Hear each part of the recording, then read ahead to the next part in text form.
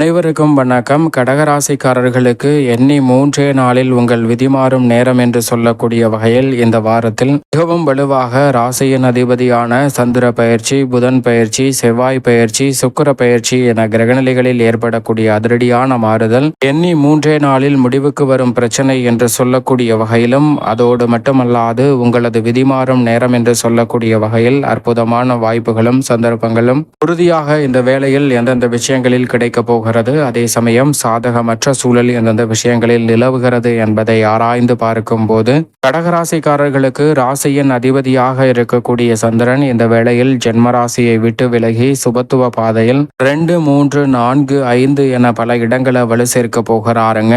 அவர் சுபத்துவ பாதையில் வலம் வரக்கூடிய இந்த வேளையில் நினைப்பதை காட்டிலும் உறுதியாகவே மிக சிறப்பான வளர்ச்சியும் பொருளாதார ரீதியான தடை தாமதங்கள் விலகி கடகராசிக்காரர்களுடைய வாழ்வில் நிறைந்த நன்மையும் முன்னேற்றமும் நிறைவாக கிடைக்கக்கூடிய வகையில் அடுத்தடுத்து பல நல்ல வாய்ப்புகளும் சந்தர்ப்பங்களும் உங்களை தேடி எளிதில் வருவதற்கான முதன்மையான யோகம் கிடைக்கிறது. நீண்ட நாட்களாக முயற்சி செய்தும் காரிய தடையாக இருந்த பல நிகழ்வுகளில் வளர்பிறை சந்திரனாக இருக்கக்கூடிய ராசியின் அதிபதியின் அமைப்பால் உறுதியாகவே இனி தொட்ட காரியம் அனைத்தும் வெற்றிகரமாக அமையக்கூடிய வாய்ப்பும் சந்தர்ப்பமும் நிறைவாக கிடைக்கப் போகிறது. சரியாக பயன்படுத்திக் கொள்ளுங்கள். அதே வேளையில் சூரியன் ஜென்மராசியில் அமர்ந்திருப்பது சற்று சாதகமற்ற அமைப்பாக பார்க்கப்படுகிறது. உஷ்ண கிரகமாக இருக்கக்கூடிய சூரியன் மிகவும் வலுவாக ஜென்மராசியில் வலம் வரக்கூடிய இந்த வேலை என்பது அவ்வளவு சிறப்பான நன்மையை ஏற்படுத்தி கொடுக்க இயலாத ஒரு அமைப்பாக தான் பார்க்கப்படுகிறது. உடல்நலம் சார்ந்த விஷயங்களில் கூடுதல் கவனத்துடன் செயல்படும் போது தேவையற்ற உடல்நல ஆரோக்கிய தொல்லைகளை தவிர்ப்பதோடு மட்டுமல்லாது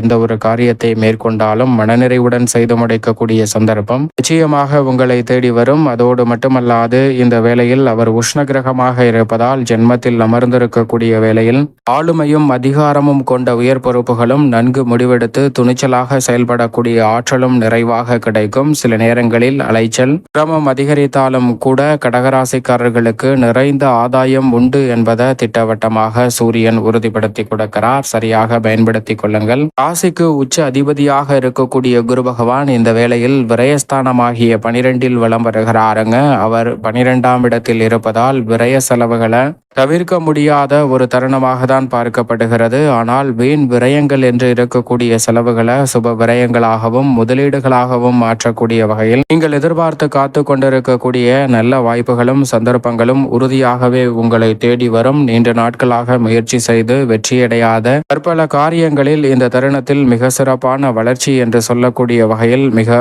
பெரிய அளவிலான அதிரடியான மாற்றத்தை உங்களுக்கு ஏற்படுத்தி கொடுக்கக்கூடிய வாய்ப்பையும் சந்தர்ப்பத்தையும் உருவாக்கி கொடுக்கிறாருங்க குரு பகவான். ஏனென்றால் குரு பகவான் விரயத்தில் இருக்கக்கூடிய இந்த வேளையில் குரு பகவானுடன் இணைகிறார். லாபாதிபதியாக இருக்கக்கூடிய சுக்கிரன் லாபஸ்தானத்தில் ஆட்சி பலம் பெற்று வலம் வரக்கூடிய சுக்கிரன் குருவுடன் இணைந்து விரயஸ்தானத்தை வலு சேர்க்க போகிறார். நீங்கள் நினைப்பதை காட்டிலும் பல்வேறு வகையான வீண் விரயங்களை சுப விரயங்களாகவும் மங்களகரமான விரயங்களாகவும் மாற்றக்கூடிய வகையில் குரு சுக்கிர யோகமானது நிறைவாக கிடைப்பதால் மிக பெரிய அளவிலான நல்ல நிகழ்வுகளை உறுதியாகவே சந்திக்கக்கூடிய சந்தர்ப்பம் இந்த வேளையில் கடகராசிக்காரர்களுக்கு நிறைவாக கிடைக்கிறது. குறிப்பாக கடகராசிக்கார பெண்மணிகளை பொறுத்த வரைக்கும் இந்த வேளையில் பெண்மணிகள் திட்டமிடக்கூடிய பல காரியங்களை நிறைந்த நன்மையும் முன்னேற்றமும் வளர்ச்சியும் நிறைந்தவையாக மாற்றிக்கொள்வதோடு மட்டுமல்லாது கடகராசிக்கார பெண்மணிகள் எந்த ஒரு காரியத்தை மேற்கொண்டாலும் மிக சிறப்பானதாகவும் வளர்ச்சி நிறைந்தவையாகவும் மாற்றிக்கொள்ளக்கூடிய வகையில் நல்ல வாய்ப்பும் சந்தர்ப்பமும் நிச்சயம் உங்களை தேடி வருவதற்கான முதன்மையான யோகத்தை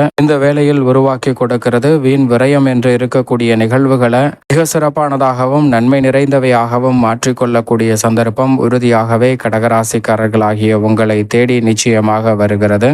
இப்படி குரு சுக்கிரன் விரயத்தில் இருந்தாலும் கூட நிறைந்த நன்மையை ஏற்படுத்தினாலும் முழுமையாக சனி பகவான் அஷ்டமத்தை விட்டு விலகாமல் அஷ்டமஸ்தானமாகிய 8ஆம் இடத்தில் வலம் வரக்கூடிய இந்த வேளையில் அவர் வக்ரகதியில் வலம் வருகிறார். அவருடன் இணைந்து மிகவும் வலுவாக இந்த தருணத்தில் அதிரடியான மாற்றத்தை ஏற்படுத்தி கொடுக்கக்கூடிய அமைப்பில் ராகுவும் இருக்கிறாருங்க.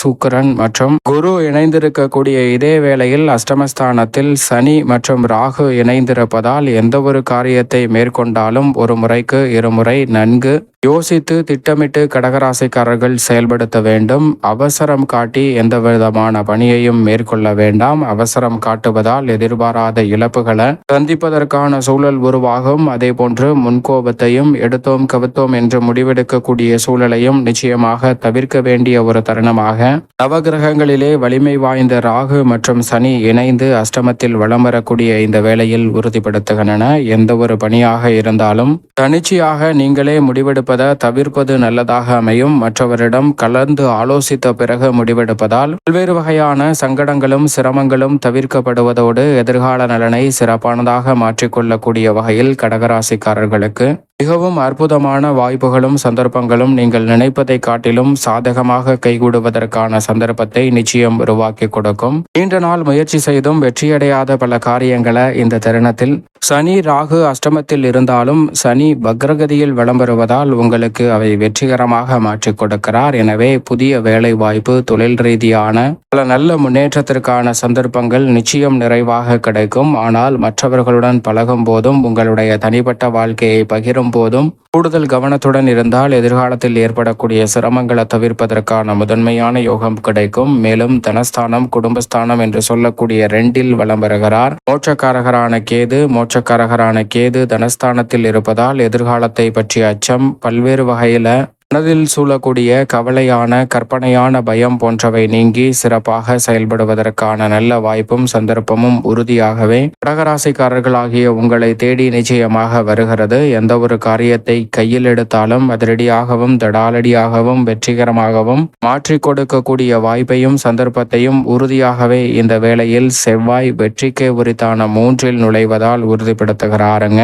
மங்களக்காரகன் பூமிக்காரகன் என்று அழைக்கக்கூடிய ராசியின் நீட்ச அதிபதியான செவ்வாய் 3, 6, 10, 11 ஆகிய இடங்களில் விளம்பரும்போது அசுர வளர்ச்சியையும் முன்னேற்றத்தையும் அள்ளி கொடுப்பார். அதில் ஒரு இடமாக இருக்கக்கூடிய 3ஆம் இடத்தில் அமர்ந்திருப்பதால் உறுதியாகவே முன்னேற்றத்திற்கு முட்டுக்கட்டையிடக்கூடிய காரிய தடைகள் அனைத்தும் தகர்த்தெறியப்பட்டு நிச்சயமாக கடகராசிக்காரர்களுடைய வாழ்வில் மிக சிறப்பான முன்னேற்றத்திற்கு வழிவகை செய்கிறாருங்க செவ்வாய். அதோடு மட்டுமல்லாது வித்யாகாரகரான புதன் விரயத்தில் வக்ர நிவர்த்தி பெற்றிருப்பது மட்டுமல்லாது விரயஸ்தானத்தை விட்டு விலகி ஜென்மராசிக்குள் வருகிறார். ராசியின் அதிபதியான சந்திரனின் பார்வையில் நட்பு கிரகமாக இருக்கிறாருங்க. எனவே அவர் இந்த வேளையில் ஜென்மராசிக்குள் வருவதால் நீங்கள் எதிர்பார்ப்பதை காட்டிலும் பல காரிய தடைகள் சிரமங்கள் உறுதியாக விலகுவதோடு மிக சிறப்பான மாற்றத்தை சந்திக்கக்கூடிய சந்தர்ப்பம் நிச்சயமாக கடகராசிக்காரர்களுக்கு உண்டு. பொறுமையாக சில பணிகளை செய்தாலும் நேர்த்தியாக செய்யக்கூடிய வகையில் சிறப்பான வாய்ப்புகளும் சந்தர்ப்பங்களும் உங்களை தேடி நிறைவாகவே வருகிறது. எனவே தவறவிடாமல் இந்த தருணத்தை சரியான முறையில் கடகராசிக்காரர்கள் பயன்படுத்திக் கொள்ளுங்கள். மேலும் இந்த வேலையை சாதகமாக மாற்றிக்கொள்ள நிச்சயம் இந்த தருணத்தில் கடகராசிக்காரர்கள் வாரத்தில் வியாழக்கிழமை விரதமிருந்து அருகாமையில் உள்ள